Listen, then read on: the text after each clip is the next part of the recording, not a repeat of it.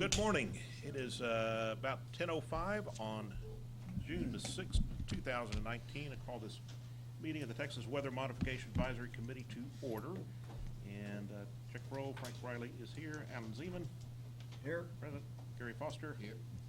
James Nance. Here. And Aurora Farley. Here. All right, so all members are present, and we do have a quorum to conduct business. So the first thing on our item agenda is the approval of minutes from our November 15th, 2018 meeting. Anybody have any questions or changes? I move we approve the minutes of the last meeting. Foster moves that we approve the minutes for the last meeting. Do we have a second? I'll second. Aurora Farthing. Ms. Farthing seconds. May I make one brief amendment? Please. Which is the spelling of my name is R-E-I-L-L-Y. Other than that, that's it. If that's a friendly amendment, we'll include that in there. All right. All those in favor say aye. Aye. Aye. Any opposed? All right. Motion carries. Do we have any public comment on things that are not on the? If you have an item that you want to comment on that's on our agenda that you've already given us a sheet for, that's fine. But any other general public comments that we might have? Right.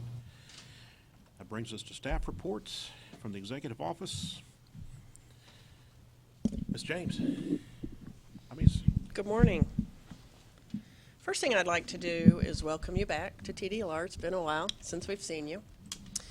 And the second thing I'd like to do is introduce my new peer, who I'm so grateful to have, Mike Arismendis. We've done a little bit of a reorganization in the agency to get me some assistance so that I'm nicer than I have been before. Not too nice, folks. Don't be thinking that. But Mike has been with us a couple of months. And he comes to us with much knowledge of the agency. He was on our commission for 12 years and was the chairman for almost 5. So there's been very little learning curve, and that's why we threw him into the deep end the first day he started. I wouldn't say it was deep end. I think they threw me in head first in the shallow end. Did you want to? Yeah, I appreciate, of course, being here and having you guys, everyone here at the Weather Mod meeting.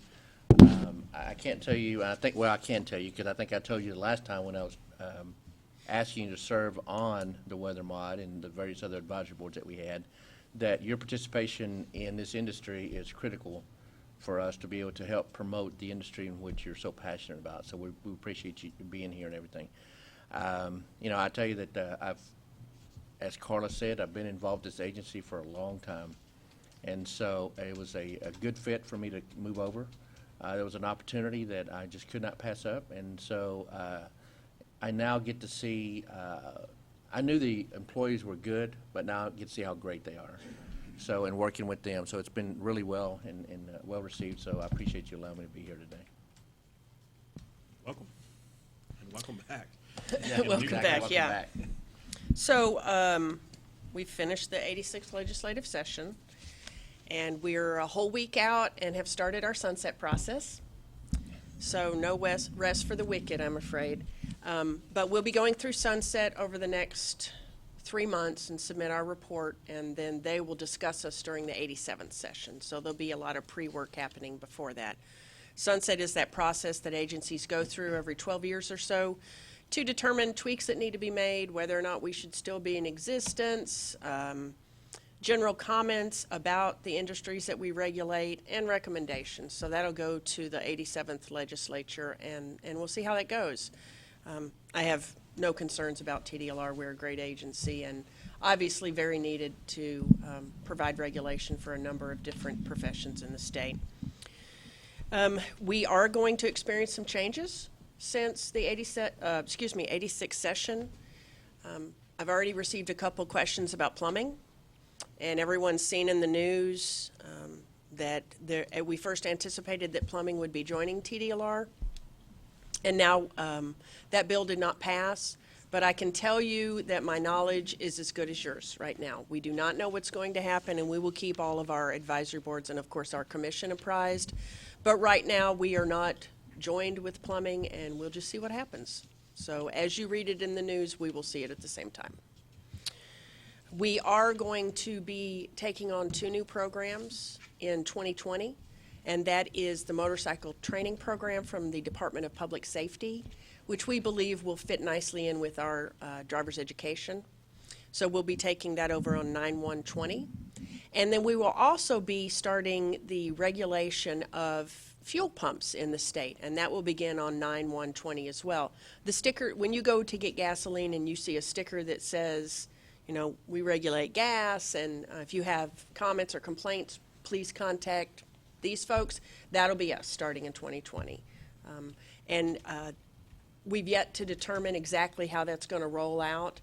It seems to be a fairly large program, but of course, that remains to be seen, and as usual, TDLR, we will poise ourselves to be able to be successful at that. The other items that we will be seeing occurring during this next biennium is we have been provided a significant component in staffing and resources to be able to try to tackle and make a difference in human trafficking in the state. So we will have a group of people, and that will be their primary purpose going forward. And I'll reiterate what I've said many times, and that is, for instance, I went home and told my husband that we were getting some resources for human trafficking, and he's an electrician, and he couldn't understand that concept, why we had a dog in this hunt. The reality is we can be the first eyes and ears going into facilities that may be conducting human trafficking, and that relates to massage establishments and cosmetology and anestheticians. Fingernail places. Not enough coffee this morning. But we can go in under our normal inspection process, and when we see things that don't look right, we can report that to local authorities. So to be very clear, our staff will not be going in and arresting people. That's not our role in this. But we do have the authority to go in without a search warrant and conduct our regular inspections. So that's how we will fit into the human trafficking component. And that's been a big item for the governor, and we are excited to be able to assist with that. I have some stats for you on the web page for weather modification. We had actually 4,171 page views in the last 6 months, which is an average of 23 a day. And that wasn't just George and I, other people were looking at it. And, well, I am, George is our weather expert, and I am considered the weather dork in our agency because I get so excited about weather. And so George and I spend much time visiting. And so the breakdown of the site visits was 1,800 to the summary of the rain enhancement operations in Texas, about 1,100 for the law, 175 for FAQs, 141 for you folks, the advisory committee, so you've got some folks interested in you, and 137 for forms. So that's what I would consider a fair amount of hits for your webpage, considering Texans' knowledge of weather, or the lack of knowledge of weather until it hits them. But I think that's a good range for what we're looking at for your program. And last and certainly not least, I would like to introduce our new natural resource specialist. Her name is Claire, and I'm going to say it's Satterwhite. Satterwhite. I'm German, I should get that right.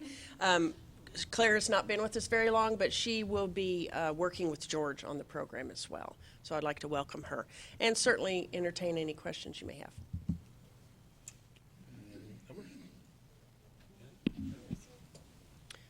I would like to pass the microphone over to Mike, if I may, and we would like to recognize D-Day. I'm sure that you're aware that today is a special day. Commemoration has been taking place throughout the nation for D-Day as we know it. I do want to recognize here at TDLR we have a Veterans Employee Association group. It's to our knowledge the only one that exists in the state of Texas. So we have a group of employees, and I would ask them to actually stand and come up here at the front. They can stand up here. It's led by they call him Commander Ken Sharp, but these are just a couple of members of our Veterans Employee Association group that are here today. We want to recognize the sacrifice that they made in fighting for our country, especially on this day. And I would ask Ken if you've got anything to say. We'd love to be able to hear some words out of you from the Employee Association Group.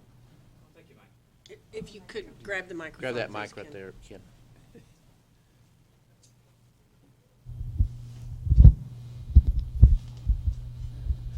Thank you, Mike. Well, as he said, TDLR is unique in a lot of different ways, but it's certainly unique in the sense that we are the only state agency that has an Employees Veterans Association.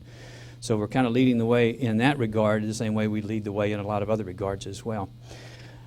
This is a particularly significant day because this is the 75th anniversary, as I'm sure you've heard, of the beginning of the invasion of Normandy in France in World War II. It was considered probably the most significant battle in World War II because it was the turning point. It turned the tide from the Axis powers having all the advantage to the Allied powers moving in and eventually winning that war. It was on this day that something like 156,000 United States, Canadian, and British troops hit those beachheads, and a lot of those folks never came back. I imagine you've seen the pictures of the cemeteries in Normandy, the rows of crosses and Stars of David from United States servicemen who lost their lives there in that invasion. That was very significant, and we honor those people today, and we also want to take a moment to just a moment of silence, if we could, in that regard. So if you would join me, please.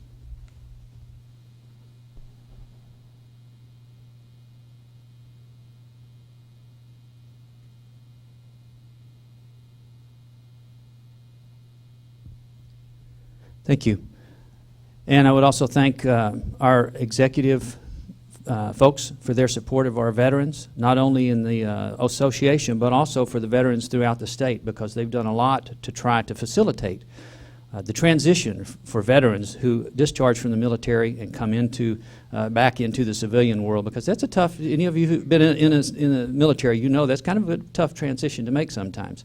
But they've done everything they can in accordance with the law to try to make that happen, and sometimes, of course, supporting the employees as well, and using us as well to try to cultivate relationships with veterans and have them either join us, which is ideal for us, but also to become engaged in those licensed occupations that we regulate. So we really appreciate all the support that we get from executive management. And we, of course, appreciate the support we get from the advisory boards as well.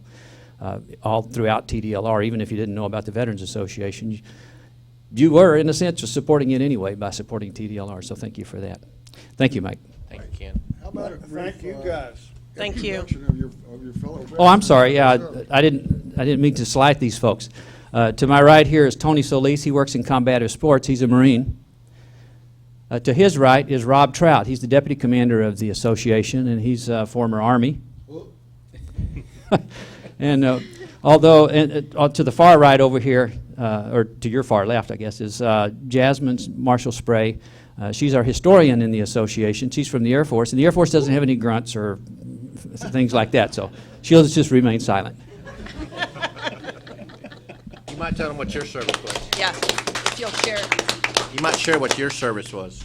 What? Oh, I was in the Air Force Security Police. They call it Security Force now, but it's we were the ground combat element of the Air Force. And that's where I spent my time. And we had grunts, but it wasn't on purpose. Thank you so much, everybody. Thanks, Ken. Thank you. We appreciate your service so much. you all And for your service. I want to thank all of you personally, and even you, Rob, wearing, I know, your shirt. Along that same line, thank you, everybody. Thanks, guys. Along that same line, TDLR has been recognized. There's an effort being made by the governor's office and also the Texas Workforce Commission to recognize employers throughout the state of Texas that have their employee base that's more than 10% veterans. And TDLR is a designated organization in the state of Texas, and it's a organization, or it's a designation called We Hire Vets. And so our percentage runs at about 14%. So we, in our 14% of our workforce are veterans that have come out that we've employed. So we're pretty proud of that designation. We just received it about less than a month ago, as a matter of fact. So we're pretty proud of that, and you'll see some more things begin to start coming out and some information about We Hire Vets, but we're pretty proud of that statistic. So, thank you, Tim. Appreciate it. Sure, you bet. Anything else, Carla? No, From thank you. Okay, great. General Counsel report. Good morning, Mr. Chairman and members of the committee. Brad Bowman, General Counsel. I wanted to briefly update you on a couple of rule items that the committee considered at your last meeting, and just kind of let you know what happened with those items. The first was some amendments to Rule 79.33, which the committee voted to recommend at your last meeting. The commission did that had to do with reporting requirements, streamlining some reporting requirements for the weather modification programs. And that rule was adopted by the commission at their meeting in January and went into effect February 15th. So that rule is now in effect as the committee had recommended. And then the second item was the 4-year rule review, which the committee considered at your last meeting. That's a requirement that every 4 years we have to review all of our administrative rules to see if any changes are needed. There were no changes that were recommended coming out of our discussion last time, but the commission did adopt that also at the January commission meeting and readopted all of the rules for your program at that time as well. So that kind of closes the book on that rule review process as of now, and we'll see that again in another 4 years. And I'm happy to answer any questions. Brad, any questions? All right.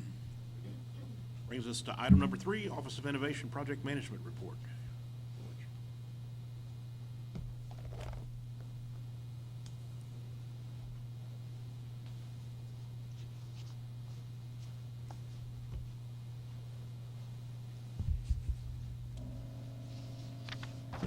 Good morning, Mr. Chairman, members of the committee. I'm George Bomar, Weather Modification Program Specialist in the Office of Innovation and Project Management. Since our last meeting in November, we have had completed the radar-derived assessment of cloud seeding operations done in Texas during 2018. That study is done on an annual basis by Dr. Ruiz out of Texas Tech University. That report just arrived, so it's not loaded on your desktop computer, but I did make a paper copy for you, and I'd like to just point out a number of features of that annual evaluation report.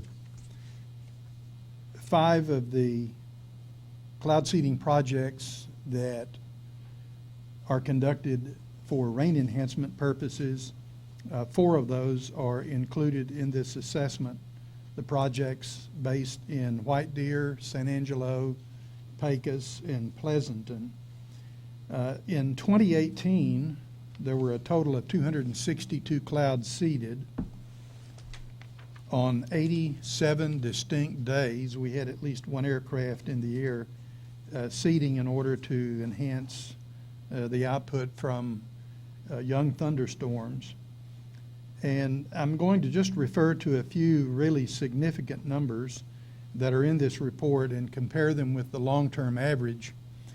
Dr. Ruiz has been doing this assessment for a number of years, and as you know, his evaluation is based upon looking at systems, cloud cells, that are seeded and comparing them with the behavior of adjacent convective cells that are not seeded.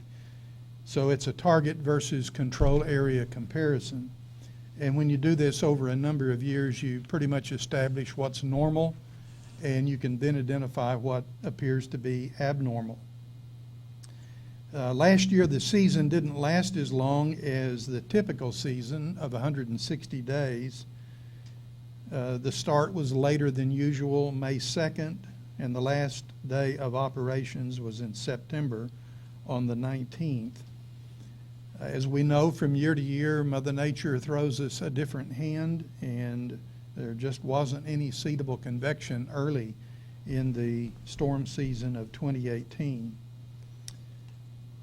over half of all of the storms that were seeded were single-cell convective storms, 140 to be exact. And I like to look at the numbers of the single-cell storms seeded because using Titan, I believe the numbers that Dr. Ruiz provides are most reliable when you're dealing with complexes or systems that have a number of cells in them. It's difficult to identify just what cells get seeded.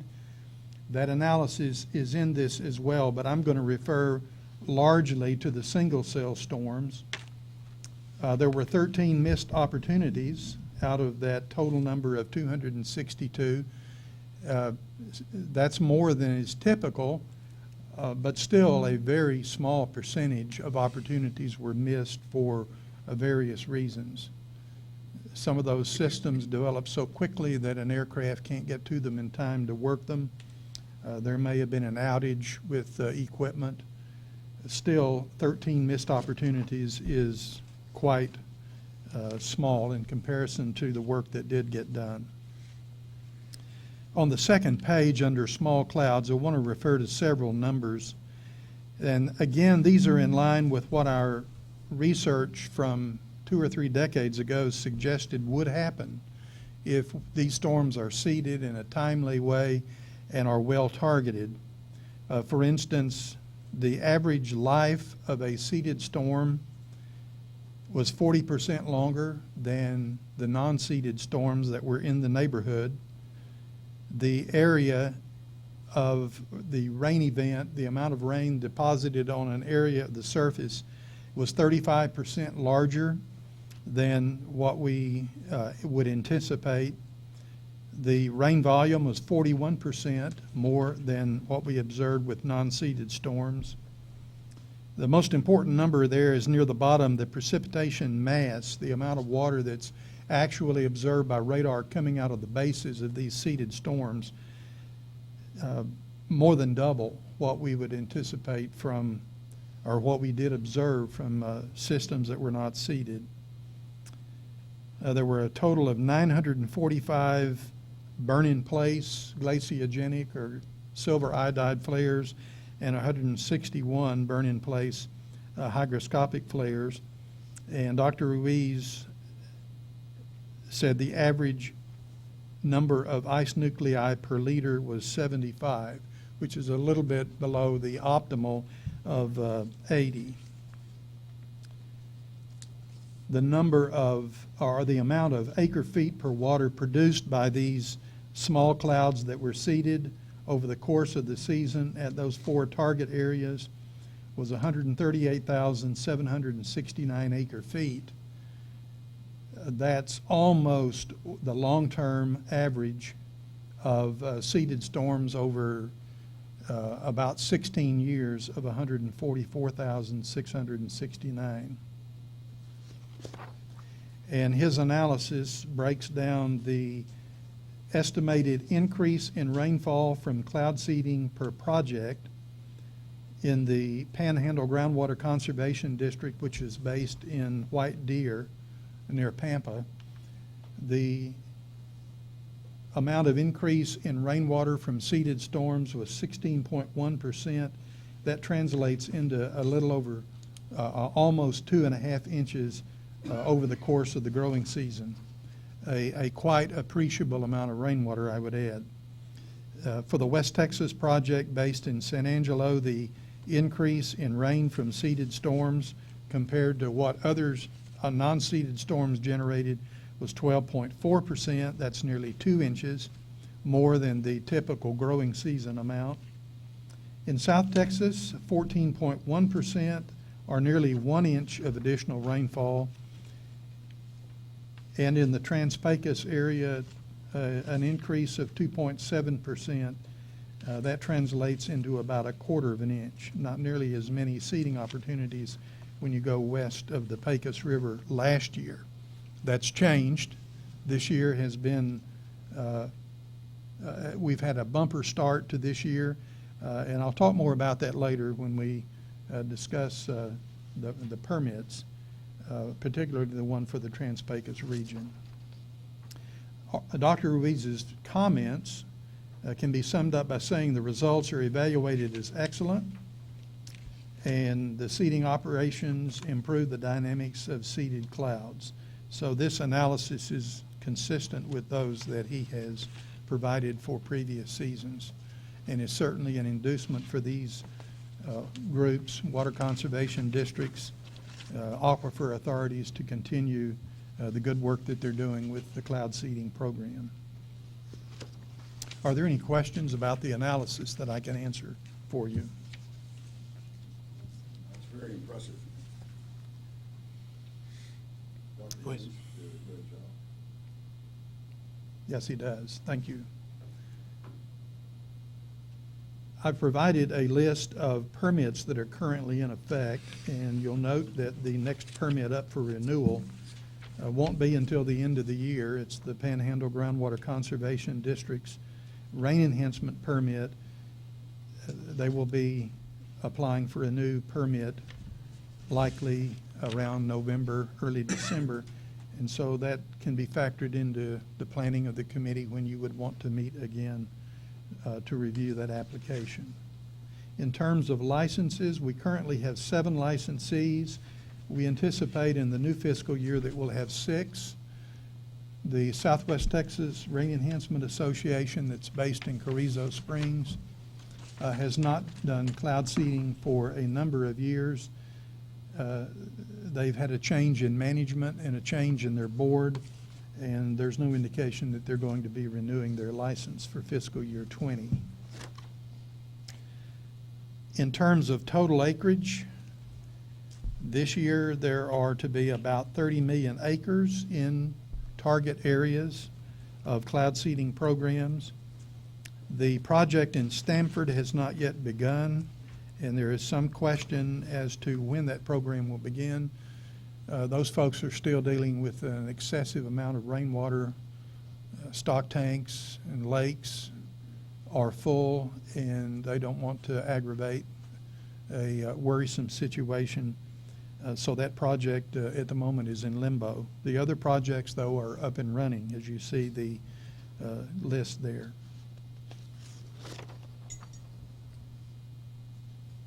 I did want to inform you of a request we received recently from the Trans-Pecos Weather Modification Association, and I've included in your packet a copy of the permit that we issued on March 2nd of 2017. And as with all of the permits that we issue, there are suspension criteria in the permit. These are conditions under which cloud seeding is not to be conducted or is to be terminated, given the weather situation and the potential for the pilot to be subjected to an exceedingly dangerous situation. The Trans-Pecos Program reported that already this year, in the first month or 6 weeks of their operation, they've had at least 16 seeding opportunities, and nearly half of those have had to be pulled off of because of the National Weather Service in Midland issuing a severe thunderstorm warning.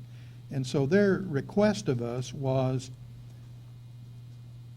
2 years ago, we permitted the South Texas program to operate in a county where a warning had been issued, and wanted to know why they could not operate under the same suspension criteria as the South Texas program.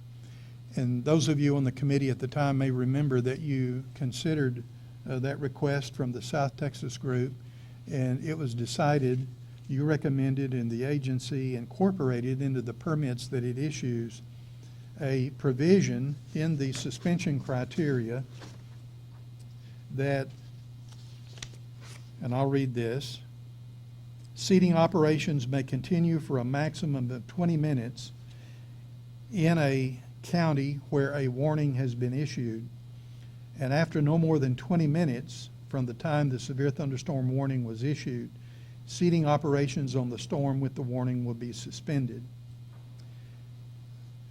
quite often there are more than one cell in a county where a warning is issued, and particularly in areas of Texas where the counties are really large, when a warning is issued for a county, it can take off the table, so to speak, a number of convective cells that could be seeded.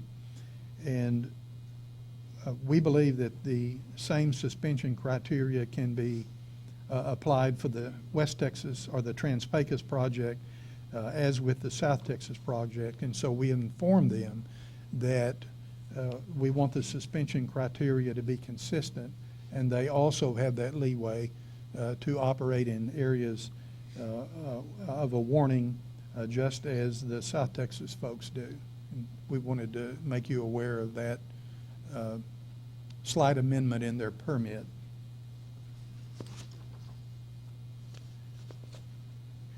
Any questions about the status of projects in Texas this year? George, Yes, sir. I'd like to comment on second what the Trans-Pecos Weather Modification Association is asking.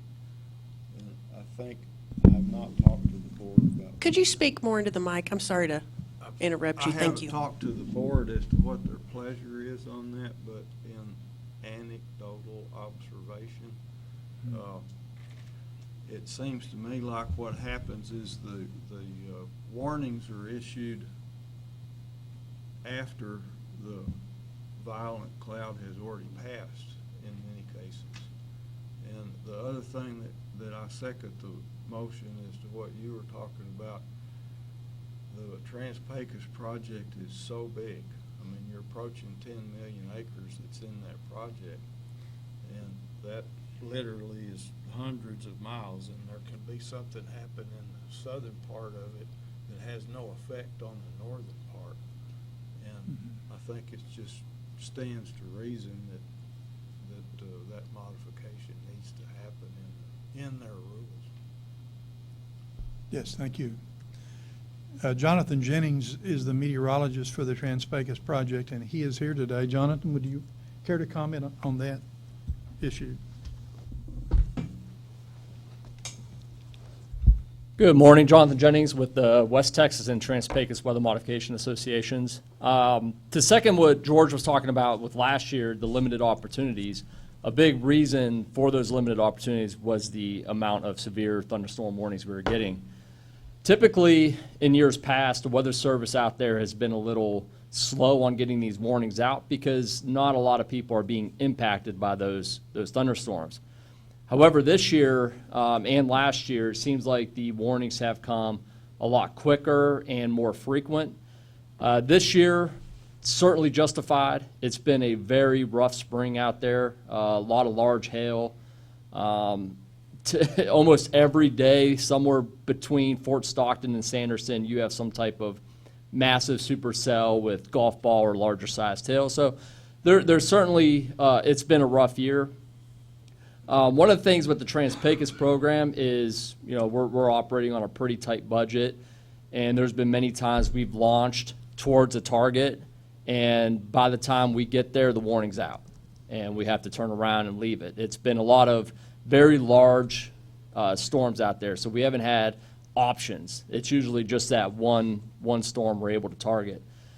So that's when, after the seventh storm we had to pull off of or turn around on, I talked to some of the folks out there and mentioned the amendment that took place on the South Texas permit a couple years ago, and talked with George, and we thought that would be something we could take advantage of.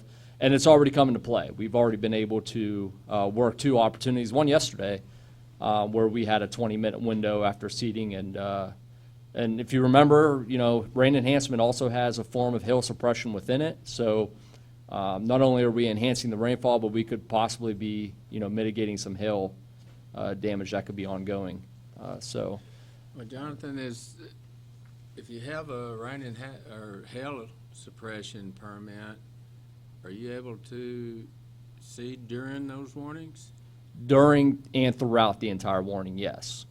But the West Texas program is the only one currently with a hail suppression permit. But I think it might be somewhat justified that all the programs go towards dual permits at some point. That's my Yeah. question. Why don't they just get a permit for that? Yeah. And that would solve a lot of their problems, I think. I will recommend that when their next permit is up. For now, the amendment would do, we don't have telemetry, or we have telemetry, but not very reliable telemetry. So when we get near some pretty large hail-producing thunderstorms, it's going to be up to myself and the pilot whether to actually go in there. Once we get some more comfort level, I think a hail suppression permit is certainly something we could look at for that program. Thank you. Thanks, Mr. Tom. Chairman, as Brad Yes, sir. Bowman, I just wanted to note, I think we moved to item F on the agenda for that last. Somewhat, although Item. it was sort of kind of a compliment to what your update was on overall status too, right? So, Related to the staff report, but there's an item for field meteorologist Yes. report also, so just wanted thank you, to Mr. Bowman. note that for our record. Mr. Chairman, George Bomar again, if I may. Not to be lost in the discussion is the fact that both projects based in San Angelo and in Pecos are licensed by TDLR, and that license is issued on the basis of those programs having well-qualified meteorologists. And in this instance, Mr. Jennings has been working in the San Angelo area for a number of years, probably has identified hundreds of seating opportunities and has directed dozens and dozens, if not 100, 200 seating missions over those years. And the folks that we license are very skilled in identifying what's too dangerous to work and what can be nudged along to give some additional rainwater. And we also require as a condition for issuing a permit that these organizations carry liability insurance. Good observations. If I may move on to the summary of a recent Weather Modification Association annual meeting that was held in Chandler, Arizona. Several of us here attended that meeting, and I provided you with a copy of the agenda just so you can see the extent to which cloud seeding in its various forms continues, not only in various parts of the western U.S., but for that matter all the way around the world. And I don't know that I've ever furnished you before a listing of how many countries are right now involved in cloud seeding. But I did provide such a list that was furnished at this annual meeting. And undoubtedly there are some weather modification projects going on in the world that are not on this list. But as you can see, it is quite voluminous, both for precip enhancement, that would be rain augmentation, as well as snowpack augmentation. And there are an extensive number of hail suppression projects as well. And if you identify the number of countries that are on this list, there are over 60 countries that are doing weather modification in some form currently. I would also refer to that agenda. On Thursday, there was a presentation given that morning by the individuals who've been before this committee before to talk about the research project that's been underway now for 2 years involving electrostatically charged water droplets being sprayed from a single engine aircraft. And two of those folks are here today, Jonathan Jennings, who just previously spoke. Actually, there are three. Craig Funke is also here. And Dr. Dan Martin is here, and they will summarize their report to this annual meeting a bit later on the agenda. That's item G. And I have one more staff report that has to do with weather modification in the media. I wanted to share with you this news report. It's several months old now. The country of Iran is introducing the use of drones for cloud seeding, for rain enhancement, these drones they're buying from other countries, but they are outfitting them to disperse glaciogenic or silver iodide material for the first time. And I think this is a harbinger of what other countries are going to be doing in the coming years. I just heard coming to work this morning that UPS, I believe, is now going to be delivering more and more of its packages using drones. And so cloud seeding appears to be on the list of mechanisms or platforms that are going to be used to achieve cloud seeding in the future. I think we're a good way from Texas using drones for seeding platforms. They might prove useful in hail suppression efforts where you're dealing with really intense storms. Don't want to jeopardize a human being as a pilot, but I think we're still a number of years away. But it is interesting that there appears to be a wave gathering to make use of these automated systems. The other news item that I would share with you, and this is something that I had never encountered before, the country of Thailand is dealing with horrible visibility because of extremely high particulate matter counts in the capital of Bangkok, and they are beginning to use platforms, drones, to disperse molasses, believing that the molasses will help to purify the air. I don't have any results from that new initiative, but as you can see, there are folks in various places desperate to do something about the climate that they've been dealt, and they're using all manner of mechanisms. I don't know that Thailand has a regulatory program, and I don't foresee that we'll be giving thought to using molasses here as a seeding agent anytime in the near future. Our air is already sweet in Texas, right? Yes. Yeah. And that's all that I have under staff reports. Thanks very much. Welcome. Brings us to item F, field meteorologist reports. Mr. Jennings, pick up where you left off if you'd like.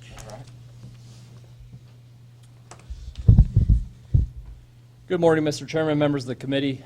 Jonathan Jennings again with the West Texas Weather Modification Association and the Trans-Pecos Weather Modification Association. I want to give a summary of what took place last year across both target areas. Like George was mentioning earlier, it was a pretty tough season. It was the first time that we did not do any flights in March, April, or May.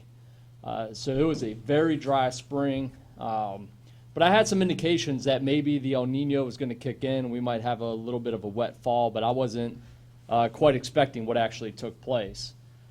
During the summer months, things became normal. It was hot, dry, spotty showers and thunderstorms. Did provide some seeding opportunities for us.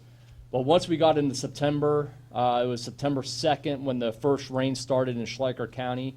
Then the previous weeks after that, we had 2 100-year floods in back-to-back weekends in Sonora and Junction.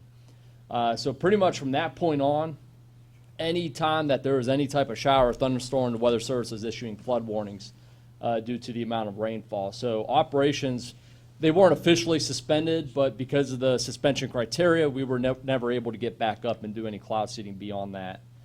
So overall, we were at 70 flight hours, operational flight hours. Typically, we're around 140, so that was about half the amount of time in aircraft. However, we were able to fire off 869 glaciogenic flares. That's not half of normal. That was about 2/3. So we were still doing pretty good. The opportunities that were there were certainly seedable. 30 hygroscopic flares without the amount of convective storms in the spring. We didn't really have a need for hygroscopic seeding as much. And all that took place over the course of 21 operational days. Our average is closer to 40, 45. So it was a down year as far as operational days goes. However, when I was sitting there doing the operations, pilots were up airborne, we were noticing that most of our seeding that was taking place, the storms were responding what we thought very favorably. And when Dr. Rees provided his analysis, we were a little shocked that thinking was certainly verified.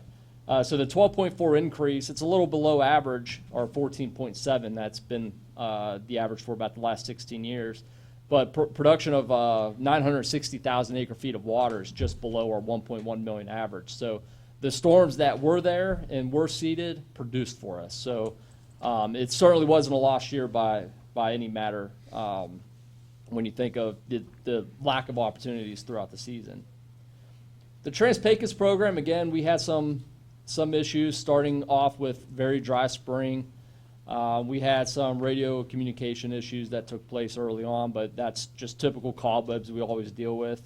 But once the season got going, things looked pretty good. But again, we had some issues with the flooding wasn't as much as an issue, but when you have very low bases, low ceilings, the flight conditions aren't exactly favorable for seeding.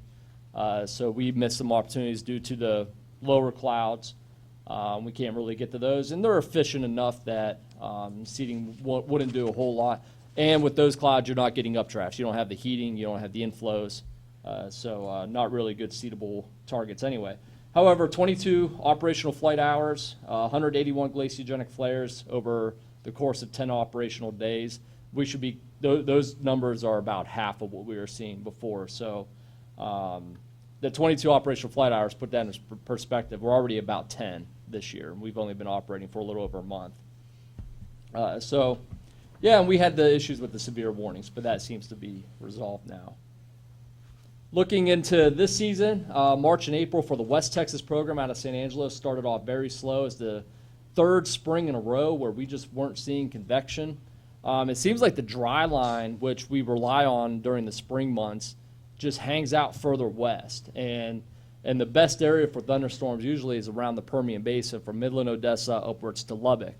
And we saw that again this year. Plenty of storms. It's almost like the storms know where our target areas are because they'll skirt right north of us.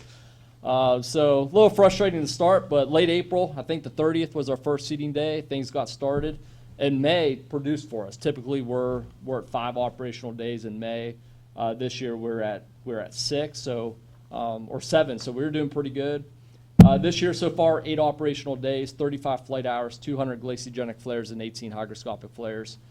We've had plenty of opportunities. Things have gone pretty good.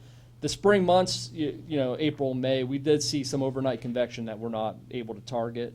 But overall, it's been a good start to the season. Our pilots are doing a great job. We're targeting storms very quickly, getting there fast.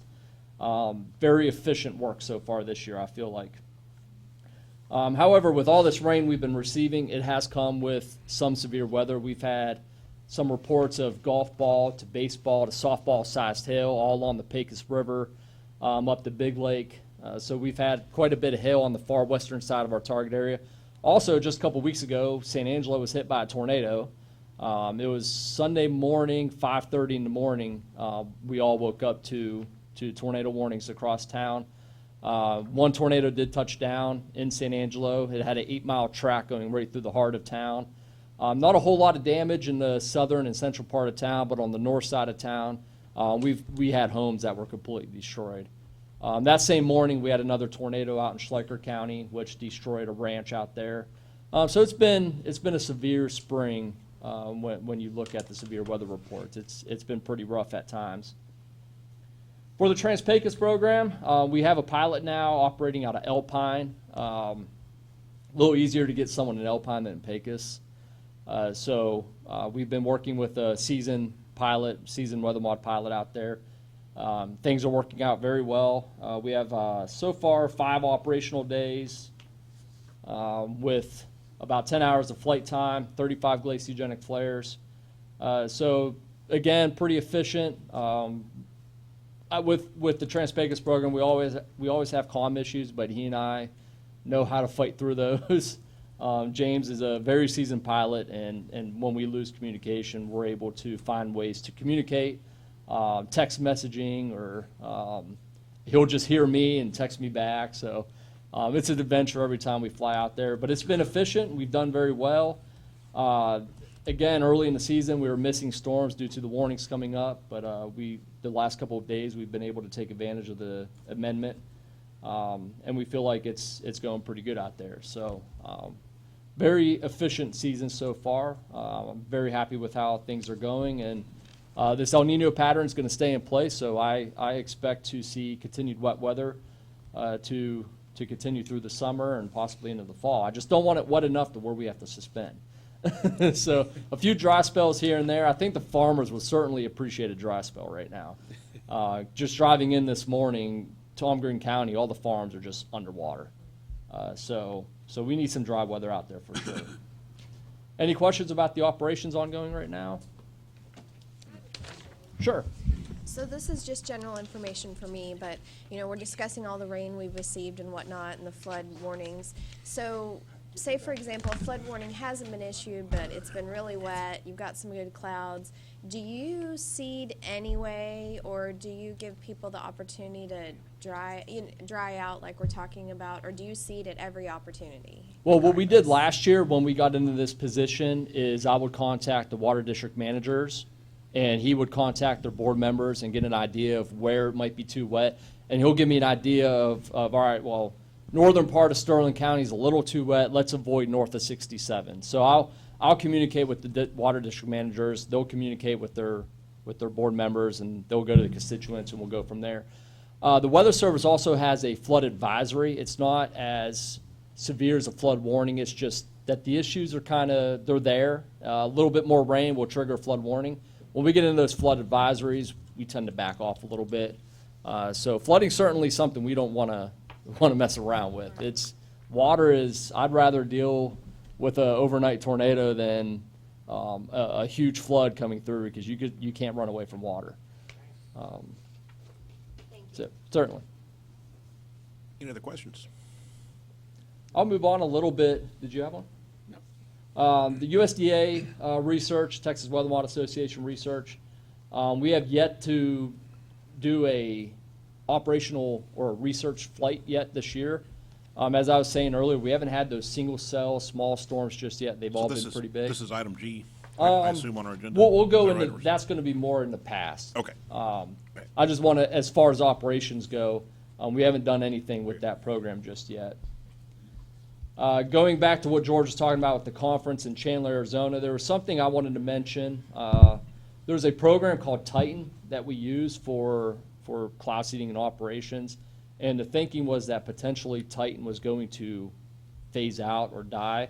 However, the original maker of Titan is committed to keeping that program going, and has re-released a new version of Titan that is going to be able to be on a Mac machine instead of Linux, so it's a little more easier to operate on. So the future with Titan looks favorable, and we're excited about that. Good to know. Anything else? All right, thank you. Thank you, Jonathan.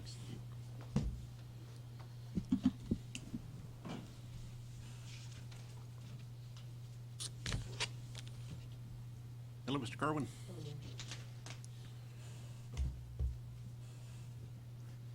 Good morning, everyone. Morning. I'm with the South Texas Weather Modification, so I'm going to go through a little brief review for last season and talk about this season. So, as John's... Would you mind stating your name? Kerwin Teixeira. Thank you. As John was saying, we kind of started off a little dry for the beginning of the season, especially South Texas. Actually, we started to seed on May the 20th. We had 33 days of seeding, and we ended on the 6th of September because we had a lot of flooding over the Uvalde County and Dare County and many counties, so we had to suspend seeding. We had over 1,000 flares. So generally, I would say that last season wasn't that, productive because we had like only 33 days of seeding, so it all depended on the weather. So this season, we already has 8 days. The number of flight hours, 23.6. We already used 134 flares. And actually, we started to seed on the 3rd of May. So we started a little earlier than last year. So I expect conditions to continue to persist for good cloud seeding at least until August, and we'll see from there, because based on the Climate Prediction Center, we have at least a 33 to 40% chance of increase in our normal precipitation. So we might be able to get several more seeding opportunities, at least for the first half of the seeding period. So let's see. So I'm going to talk a little bit about how much precipitation we had for January this year to June, end of May. So basically, we are a little below the normal. We have here, so like over the Uvalde County, we have 69% of the normal precipitation that have fallen for the first half of this year. Over the Bay County, we have 74% of the normal precipitation, as well as plus the Atascosa County, 55%. So we are not 100% there yet. So hopefully, maybe at least at the end of the season or the end of the year, we probably reach the normal, or at least above normal. So that's all I got. Any questions, Mr. Zier? Thank you very much. Okay. Appreciate you coming up. Is there anybody else, or is that it? Nothing, Greg? Okay. I'm not a meteorologist. Yeah, we were close.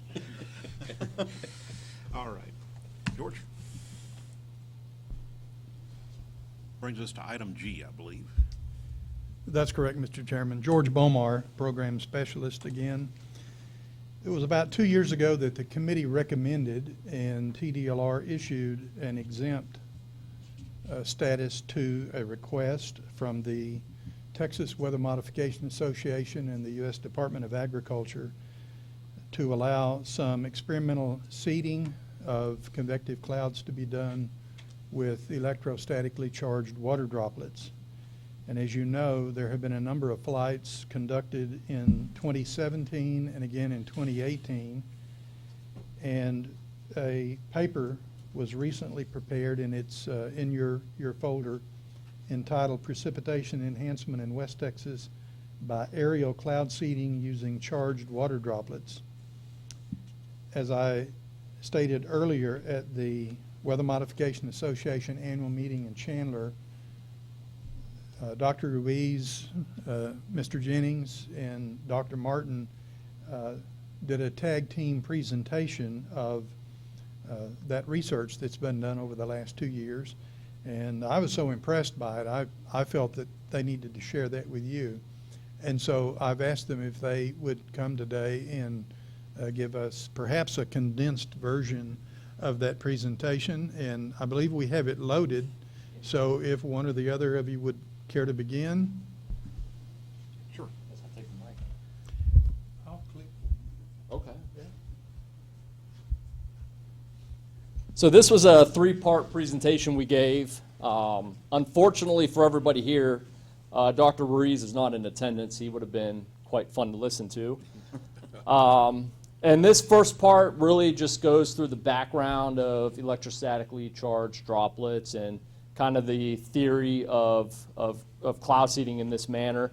I'm going to breeze through this because a lot of this is Archie's mind working, and his mind works a little differently than all of ours. So these are the guys that really invented cloud seeding, the thinking that silver iodide would create ice in the cloud. This was back in the 50s.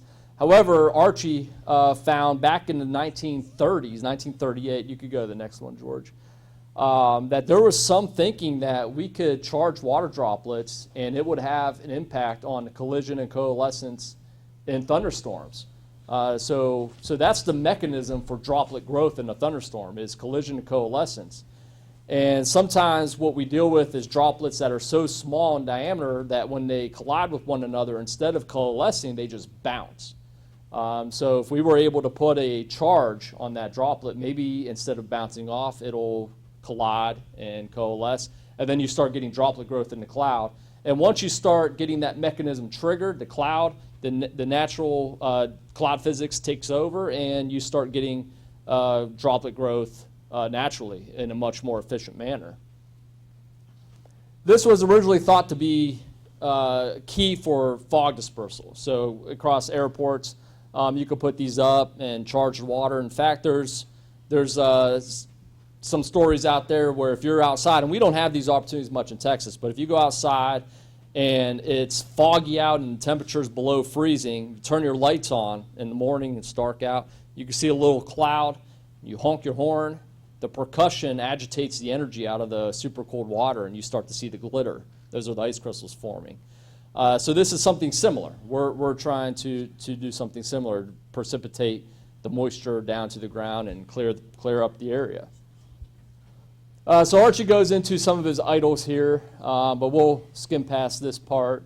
He talks about Ludlam back in the 50s, where you can see the graphics, how cloud seeding actually works inside the cloud. But we'll just continue down through here. I think what we're going to do, I don't think you guys want me to go over that. But I think what we're going to do from here is get into the operations. I'm going to let Dan take over and talk a little bit about how we are doing this over the last couple of years, and some of the equipment that the USDA brought along with them to make this a successful, so far a successful research project. So, George, you could go to Dan's section. And Dan? It'll be another presentation title. There we go, with the airplane Right probably there. right there. Great. All right, good morning. Can you all hear me okay? Yes. Good. All right, so my name is Dr. Dan Martin. I'm a research engineer with USDA ARS, Agricultural Research Service in College Station, Texas. I've been doing aerial application technology research and extension for the last 25 years. 10 years at LSU and 15 years with USDA. So back in 1999, the USDA patented a new technology at that time for an aerial electrostatic spraying application system. And this is for enhancement of deposition and efficacy of crop protectant and production materials such as herbicides, insecticides, fungicides, for enhancement of those products on plant surfaces and target pest surfaces. And so it was found that the system enhanced deposition, both on the top side of the leaves, underside of the leaves, stems, petioles, which increased the efficacy of those products against those target pests. So this system has been in place for the last 20-some years. Worked very well for production agriculture. It was just 2 years ago that we looked at using this type of technology to enhance rainfall. And so this is the system that we use right here. This is an electrostatic nozzle that was patented by USDA back 20 years ago. And what it does is it charges the spray droplets as they exit the nozzle. Okay, and so, yeah, so this is just a little bit of a close-up there of the different components. As I said, this system has been used in production agriculture for the last 20 years. Patented by Dr. James Carlton, who was a USDA research engineer like myself, who is now retired. And we went over this with you just a little bit ago. Here are the major components of the system. And we've done a lot of work actually initially in the wind tunnel. 2 years ago we started looking at how it might enhance rainfall in the wind tunnel. And then from there we went on and did some additional testing over at Eglin Air Force Base because the wind tunnel results showed some promise. So we wanted to dig a little deeper under climate-controlled conditions.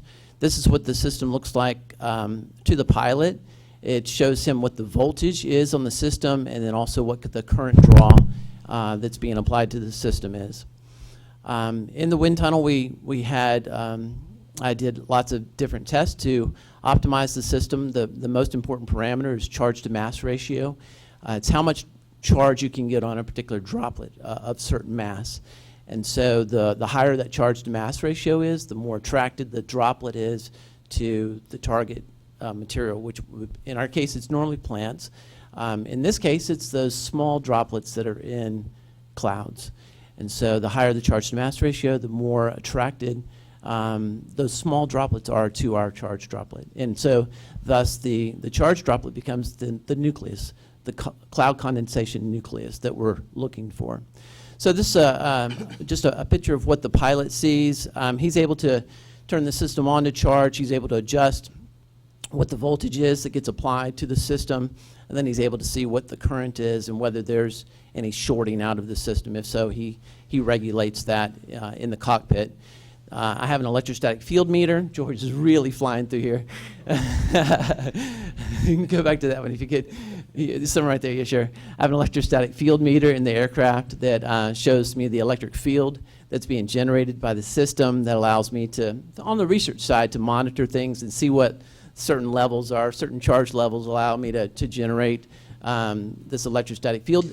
At the very least, it shows me that the system's working, right? And that's very important to know as well. Go ahead, George, one more. On that aircraft, we also have, it's called an AIM system. It's a integrated meteorological measurement system. So it measures wind speed and direction, temperature, humidity in place where the aircraft is. It's mounted to the underside of the wing. So this is very important for cloud seeding as well, knowing what the local meteorological conditions are where it's being performed. This is just a shot out the window. I sit in the back, as you guys have seen before. I have a little jump seat in the back of the aircraft, and so that was my view from the back when we were doing some of the cloud seeding. Anything else there, George? Oh, okay, there we go. I had a video. I don't know if it'll play on this one or not. But this is the view from the pilot's perspective, and the main part of this shot is the pilot can monitor what's happening up front. He can see when he can see it's a moving map, and so it's all recorded when the spray system is on, when it's off, where he is, when all this is happening. Normally on the research side, I control the electrostatic system in the back. Oh, there we go. Look at that. Good. So this is the pilot's view. He also has what's called a vertical speed indicator, and that's really important for the pilot because we're looking at inflow into the clouds. And so he has a measurement of what that vertical speed is right over here. And so he can see when there's updraft into the clouds, and he can see how strong that inflow is. For a typical conventional system, you're looking at 300 to 400 feet per minute of inflow. For this system, typically if we had any inflow, we would go and use the system. So under marginal conditions, we were making these cloud seeding operations, and it was working really well. So it expands the window of opportunity that we have using this technology. If George was to let this play on out, which is about 2 minutes, you will see that for this particular cloud that we were seeding, we were pegged out at 2,000 feet per minute of inflow in this particular cloud that we were seeing. So we get large, massive amounts of air moving up through into the clouds for seeding, and what that does is it helps distribute the seeding material in the clouds and makes it really effective. All right, George, that's very good enough. All right, John, I think you're up next for the analysis. Thank you all very much. Thank you. All right, I'm going to go a little bit over how we did this, how the operations took place. So really the targeting was very similar to what we already do with the traditional pyrotechnic seeding. But as the research evolved, we began to learn that we could target different clouds, clouds that didn't have much vertical depth. With glaciogenic seeding, you have to have a cloud that extends beyond the freezing level that has a supercooled liquid water in this. With this, we didn't need that. We could seed warm clouds and get the collision coalesces process more efficient. Year one, we had the air tractor that the USDA provided, so dosaging was a lot better. We were getting about 40 to 45 gallons per cloud. That aircraft wasn't available in year two, so we took one of our Comanches and converted it, but it only carried 300 gallons as opposed to the 400 gallons that the air tractor had. So we were only able to seed 1 to maybe 3 clouds, but our dosaging was down to 10, 11, 12 gallons per cloud. How we determine when or if we need to seed, again, it's good forecasting. I try my best. It's good nowcasting, which you have to be really good at watching the satellite imagery. Compare that to mesoanalysis, like the Storm Prediction Center provides with CAPE. That's the energy that the atmosphere has. Looking at the boundary layer identification, are there dry lines, cold fronts, outflow boundaries, is there a cold air loft, just all those little things that could trigger thunderstorms. We like to launch the aircraft just as or a little before the conditions become very favorable, and then we target the clouds and focusing on small, for this project small, because we're not quite sure just how well this works. So the best way to learn is to have a small cloud sample that we could have either seeded clouds with flares or unseeded clouds in general to compare to. So I'll go over a couple case studies. This was actually the first day of operation. We did this back in 2017. We had a very active dry line across West Texas. We were actually pretty busy out in the Trans-Pecos area seeding clouds. Then one cloud started to develop near Monahans, which is on the northeast side of the target area of the Trans-Pecos program. As that cloud was moving out, we knew we weren't going to seed it with flares, so we went ahead and targeted it with the air tractor, and we put quite a bit of water in that cloud. So looking at that particular cloud that we seeded, this is some of the data. So cloud bases were very high, 12,000 feet. That's about 4,000 feet above our average out there in West Texas. Cloud-based temperatures were pretty cold. So it was a very inefficient cloud to begin with, but we seeded it, and we got a pretty interesting response. Go ahead, George.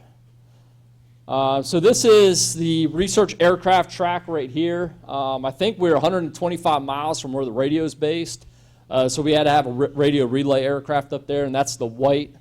It's probably pretty hard to see, but that's the white track there. That's the radio relay. Research aircraft is here. We're targeting this stuff here in the northeast section of the Trans-Pecos target area, which extends here. So there's Monahans. So what we like to do is get right in there. We find these notches that you see right here. There's a notch right there. That usually indicates very strong inflow. So that's where I sent the pilots, and they got seeding right away. Inflows were consistently above 1,000 feet a minute. I want to say we put 150 gallons of water in this storm. And what's interesting is the dry line starts to retreat. Once the dry line retreats, it's over. Usually game over.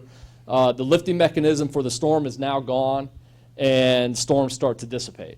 And that is what happened, except for this one storm.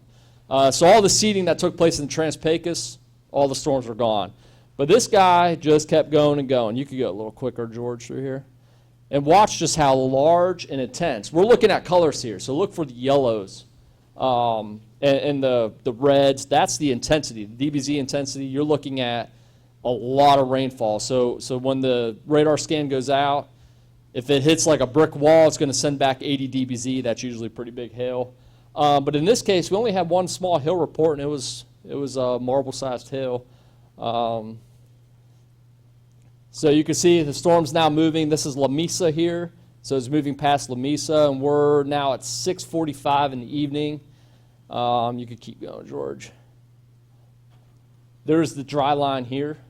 It's retreating backwards. So typically the storm should be done by now. And it just keeps trucking along. And I think at this point the research aircraft is heading home. And I think we go out to dinner and we look at the radar and it's still going. In fact, Archie left as soon as this was over, and he got rained on his way home to Lubbock.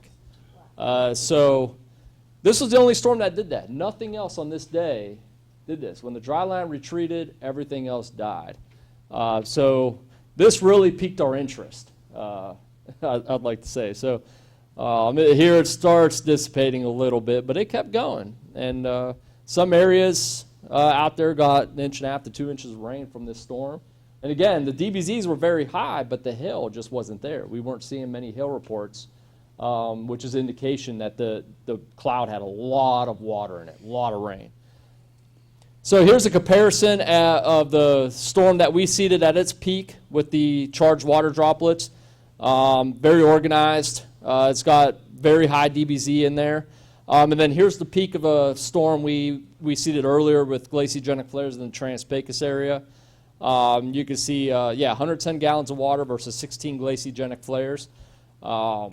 There's the track, kind of the timeline of the DBZ and where the DBZ was taking place. And you can see this is a really good storm. If you get a storm that looks like that, you're pretty happy with it. This is a whole other storm that we're looking at. You could go to the next one. So here's it over time, and you can see these little spikes. So you're looking at Vil, Mass, Precip, Flux. Precip, Flux, and Mass are two big ones. And you can see the storm, you get those little kick-ups there. That's the response from the seeding. With this storm, we see several little kick-ups there. I think this is right where we were seeding right in here just after the 6 o'clock hour. So you can see the response in the storms there. So comparing the two storms, and this is a glaciogenic seeded storm out in the Trans-Pecos region, which developed on a dry line, and then the storm that we seeded with electrostatically charged water, which also developed on the dry line, very similar air masses. You can see the changes. DBZ, average DBZ was much greater, but when you look at Precip, Flux, our storm was simply just raining so much harder than the Trans-Pecos storm. And then when you look at the Precip, Mass, almost triple. So it was a much, much better storm. And again, that Trans-Pecos storm we were very happy with. So it was pretty interesting to see. We'll go through this one a little bit quicker because Titan, when I went back to archive the data, it didn't track the data, and it also, for some reason, didn't save our flight track. So that's something I'm working on trying to get fixed. But really, we had two opportunities here. So we sent out 2 aircraft. We sent out flare plane. We sent out the water plane. You could go through pretty quickly. Very similar cloud properties. Everything was basically the same because they were pretty close to each other. But you can see this storm had better initial conditions, but isn't doing as well, where this storm, when it was seeded, seemed to respond a lot better. So this was with flares. That one was with the water. You keep going through. And it's a little tougher to see without the data there. So we could really fly through this stuff. But yeah, we had a landowner here who saw the aircraft seeding from his land and was pretty happy to report. But the interesting thing about this storm is the two storms ended up colliding. They grouped together, and we saw a really interesting response in the middle. Typically when storms merge like this, they tend to stay the same. But we saw an explosion right in the central part of the storm, which makes us think maybe there's still a need for flares. So if we seed a cloud with the water and we get the warm rain process cooking pretty efficiently, and we go back in there later with flares, maybe we can see an even greater response, or there might be some need to add something to the water to see that response that we're seeing here. But these are only 2 cases of probably around 25 or so. We've had a lot of cases where we were seeding storms that had no business being seeded. We were just kind of throwing darts, and we were seeing responses in some of those. So we are learning that maybe there's more opportunity with some of these. Maybe we don't even need to have a rain cloud. We could go work cumulocongested clouds that aren't really precipitating yet. And if it has inflow, maybe we could get something to work. So this is the analysis with just the air tractor, 42 gallons per cloud.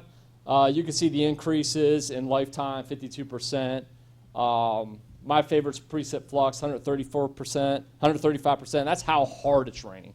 And then Precip Mass, the amount coming out, 254% of normal, which is double what we're seeing with flares.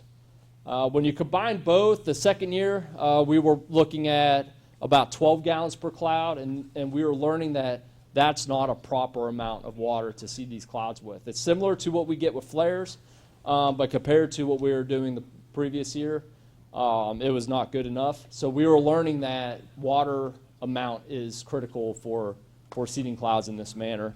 But still, the analysis was looking pretty good. Precip Flux, 112% of normal, and Precip Mass, 206. So we're still outperforming flares over the 2 years. But a lot of this data is skewed by the first year's data. Hopefully, we could get back to using air tractor again and get the proper amount of water in these clouds. Yeah, Archie, he wanted to say pray for rain. Instead, it's spray for rain. That's Archie's thinking. But really, the conclusions are that, we need a lot more data. However, everything's looking very promising. The amount of water is critical for this project, but also it certainly outperforms what we're seeing with flares. And it gives us more opportunity to trigger other convection or other type of clouds that maybe we wouldn't do with flares. George, would you like to add anything that you saw that maybe we didn't cover? Questions, anybody? No, I don't have any. Very impressive. I welcome y'all to come by and check the plane out. We have it in San Angelo. Always welcome to have you guys come down to the facilities, look at the airplane, whether for this project or any of the operations. So, thank you. Thank you. Thank you, John. Thank you both.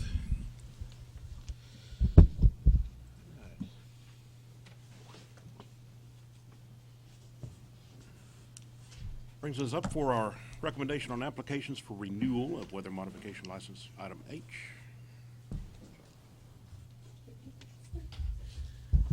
Welcome, Claire.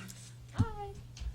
I'm Claire, the Natural Resource Specialist with Water Wells and Weather Modification. As George was saying earlier, they have 6 licenses up for renewal, and 2 of them would like to add some people to their projects. The seeding operations and atmospheric research of the planes would like Jonathan Jennings to be added. I think that we can all agree after we just saw that there shouldn't be an issue with all of his qualifications. And he's already on other licenses. West Texas Weather Modification Associations would like Dan Martin to be added to their license, and he meets the qualifications on here on number 2.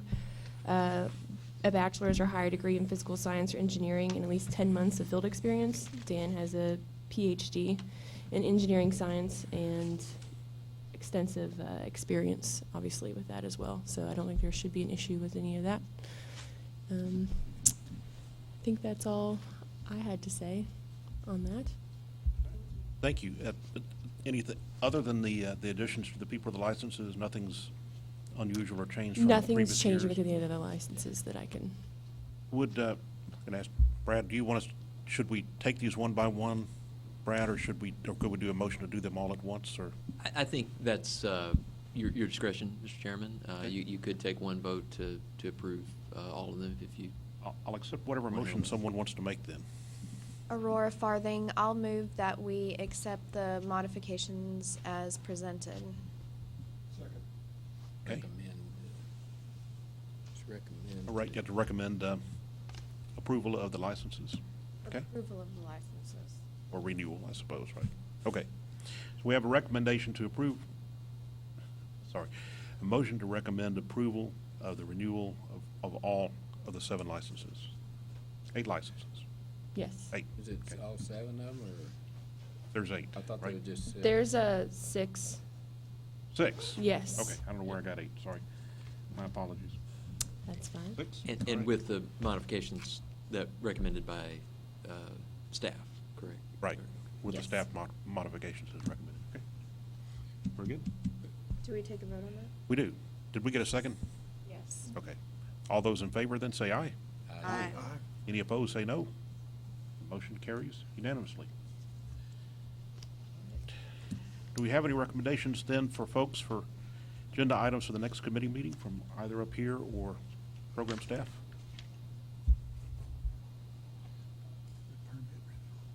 We have a permit renewal for Panhandle, the Panhandle Conservation District. It's going to be the first of the year, so Okay. that'd be on the next meeting, I guess. Anybody else have anything you want to add to the agenda to talk about? No. Okay, all right. We'll just make that just kind of a general recommendation, just note it for the record that we'll have the Panhandle permit up for next go-round. Brings us back to discussion date and time and location of the next committee meeting. Obviously, I'm sure the location works best for staff to do it here, so. Yes, sir. Date and time, when will we have the Panhandle application in, do we think? It should be in the first of the year, December. We don't have it here, do we? Probably by the end of October. Oh, the end of October, At actually. the end of October? Yes, sir. So, Mr. Chairman, Carla James, TDLR, Yes, if I ma'am. may, we've got 2 dates available, December 5th and December 12th at 10 a.m. Those on Thursday. Are those Thursdays? Okay. Yes. All right. Double check my calendar if everyone else can do theirs. And if you're unable to decide now, we'll have Delia reach out to y'all and confirm a date.